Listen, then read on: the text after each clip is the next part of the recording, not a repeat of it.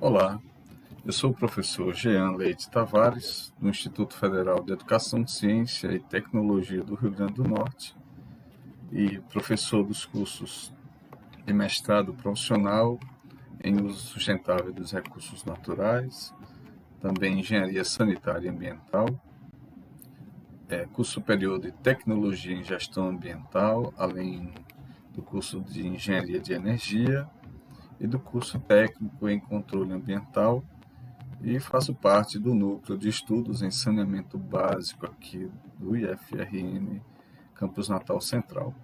E hoje vamos falar um pouco sobre modelagem da qualidade do ar.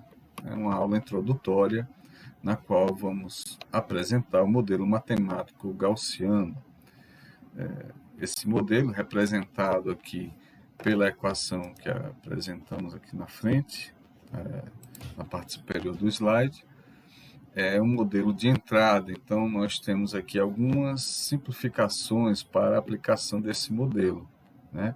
Ele deve ser aplicado a áreas relativamente pequenas, né? Estamos aí falando em um entorno aí de distância no máximo de 50 quilômetros da fonte emissora.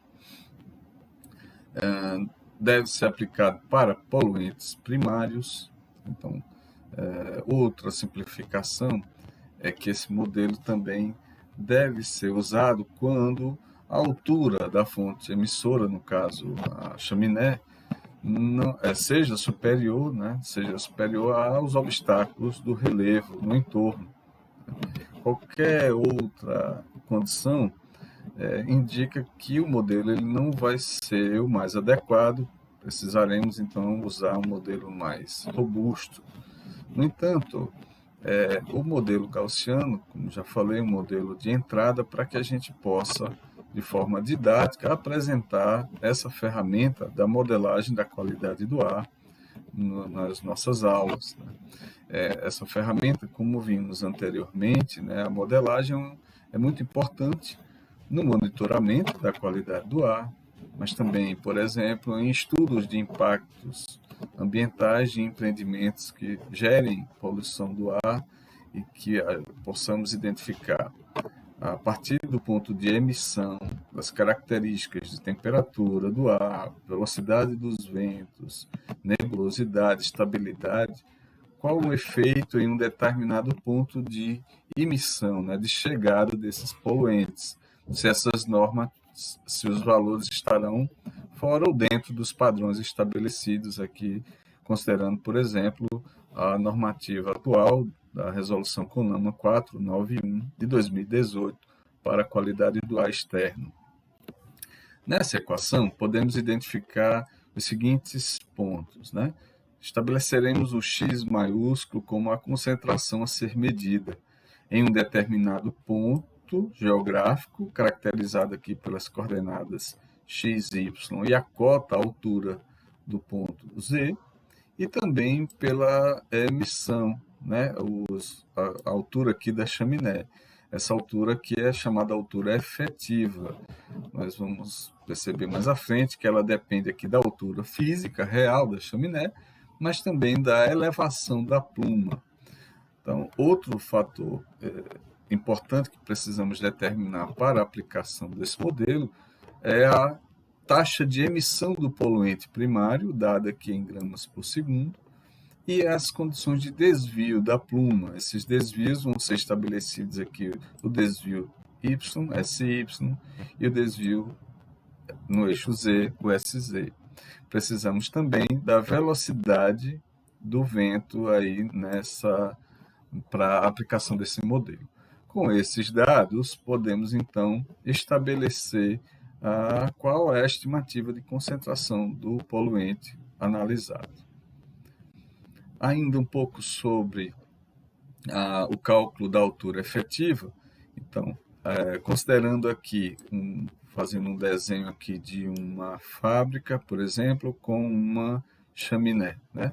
Temos aqui a altura real da chaminé em relação ao solo, digamos, eu vou chamar aqui de HR, e, no caso, uma pluma para o modelo gaussiano vai se comportar com essa configuração.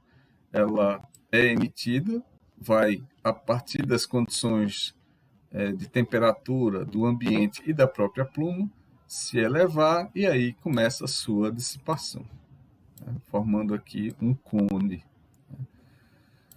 Então, a altura da pluma será considerada no cálculo da chamada altura efetiva, essa altura de elevação da pluma. Para o cálculo dessa altura de elevação da pluma, que chamamos aqui de ΔH, precisamos considerar a velocidade da pluma, que sai, né, da chaminé, o diâmetro dessa chaminé, a velocidade do vento, a pressão atmosférica no local, a temperatura que a pluma, com a qual a pluma é emitida, a temperatura do ambiente. Então, com esses valores, podemos calcular, então, qual a estimativa aqui da elevação da pluma. Somando com a altura real, temos, então, a altura efetiva da chaminé. Outro fator importante é qual a estabilidade atmosférica a ser considerada. Essa estabilidade vai depender, então, da velocidade do vento, medido aí em torno de 10 metros de altitude, que pode ir de menos 2 metros por segundo até mais, superior a 6 metros por segundo. Também vai depender se é dia ou noite. Se for dia, a intensidade da radiação solar, forte, médio ou leve. E se for noite, se está levemente nublado ou nublado, né? O céu estará em que condições. Com isso, vamos estabelecer, então, qual tipo de estabilidade aqui, se vai de muito instável até muito estável. Outra condição importante, a partir do conhecimento da estabilidade e da distância na qual vamos medir o poluente, né?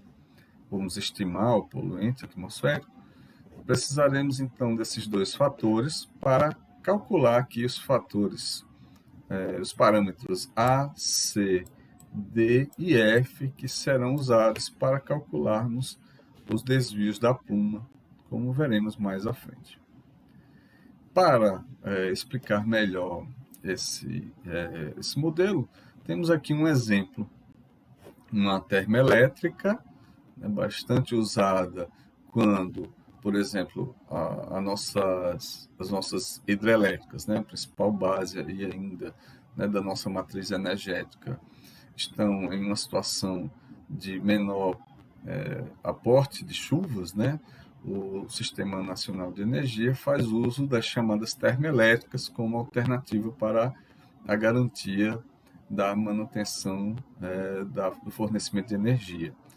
E grande parte dessas termoelétricas vão usar algum tipo de combustível, no caso aqui, no nosso exemplo, o carvão mineral.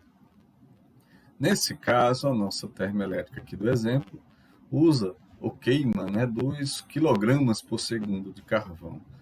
E a característica desse carvão é que ele contém, aí, no caso do nosso exemplo, 5% de enxofre. E durante a queima, né, desse material, 5% desse enxofre é retido nas cinzas, fica retido nas cinzas, através dos dispositivos de tratamento, que veremos em outras aulas, e o restante é emitido para a atmosfera. O gráfico abaixo, aqui representado, mostra a localização de uma chaminé, que já foi dada aqui na questão qual é a altura física e também qual a altura efetiva, né? Não vamos precisar calcular, da chaminé da termoelétrica, em relação à cidade, delimitada aqui por esse tracejado, né? Os limites da cidade. E há aqui no interior da cidade uma estação de monitoramento 1. Percebam que há também, para cada época do ano, dividida aqui em 4 estações, né, teremos aí épocas de diferentes direções de vento. Então, aqui temos um vento sudeste, um com predominância leste, outro com predominância nordeste, aqui predominância norte. Vamos usar dessas direções aqui no nosso exemplo para calcular qual é, então, a taxa, ou melhor dizendo, qual é a concentração do poluente dióxido de enxofre aqui nessa estação em uma dessas condições. Aqui mais os limites, né, do nosso exemplo. Aqui a equação que já apresentamos. Para, então, o cálculo da taxa de emissão, vamos considerar aqui que o poluente primário a ser modelado é o dióxido de enxofre. Então, primeiro, precisamos entender que a queima é de 2.000 kg de carvão por segundo. Isso nos dá, então, 2.000 gramas por segundo. Como esse carvão contém 5% de enxofre, essas 2.000 gramas vão representar, então, 100 gramas de enxofre por segundo, sendo que 5% disso fica nas cinzas, ou seja, 95 gramas por segundo de enxofre vão para a atmosfera.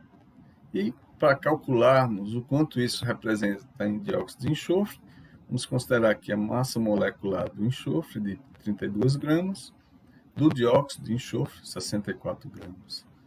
Com isso, uma regra de 3 simples, temos que a taxa de emissão para dióxido de enxofre, no nosso exemplo, é de 190 gramas por segundo. Mais à frente, então, vamos, no nosso exemplo, trabalhar aqui com a direção predominante sudeste. Então, aqui está a chaminé, e a direção predominante ela vai indicar qual é o eixo do X. No caso, se estivéssemos trabalhando com a direção predominante nordeste, por exemplo, esse seria o eixo do X.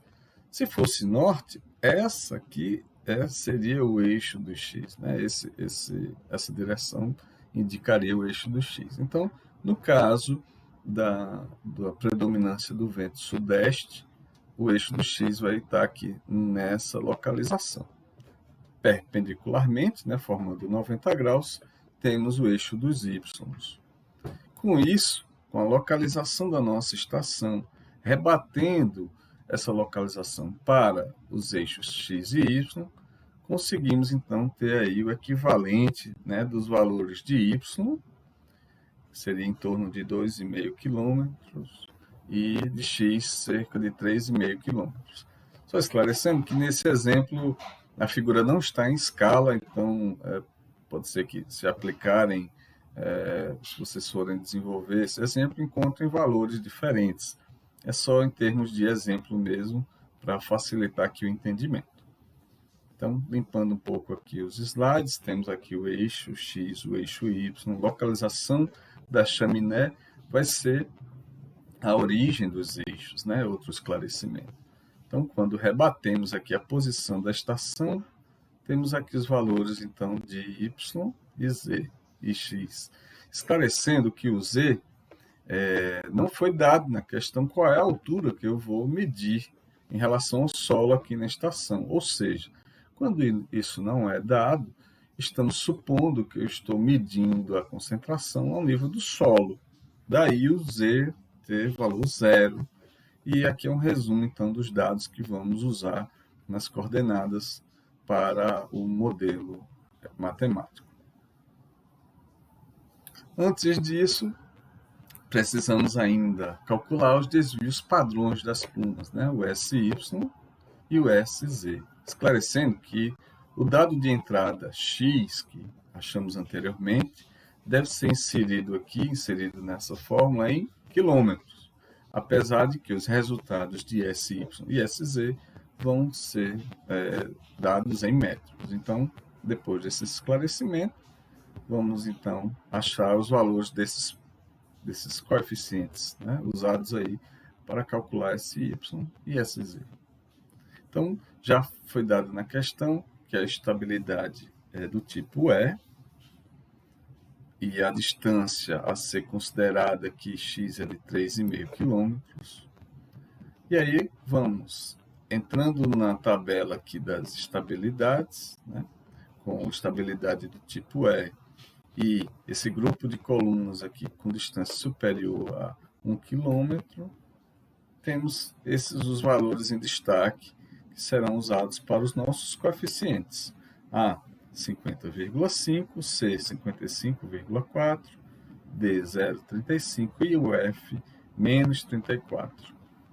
Então, vamos aplicando aqui os valores achados para calcular o SY. Chegamos aqui a 0,023 metros e o SZ, 47,18 metros. Aplicando, então, a nossa equação e substituindo os valores achados, temos aqui que a nossa concentração de dióxido de enxofre no ponto de monitoramento é de 0,01625 gramas por metro cúbico, ou, representando aqui em micrograma por metro cúbico, temos 1.625 microgramas por metro cúbico. Com esse valor, nós podemos comparar com os valores estabelecidos pela Resolução 491 de 2018 do CONAMA, né, que estabelece os padrões para a qualidade do ar externo, e aí verificamos se esse valor está dentro ou fora dos requisitos normativos. Agradeço, então, a atenção, coloco aqui o meu e-mail à disposição. Por favor, lembrem-se de assinar o nosso canal e marcar o sininho, e agradeço a atenção de todos e até breve.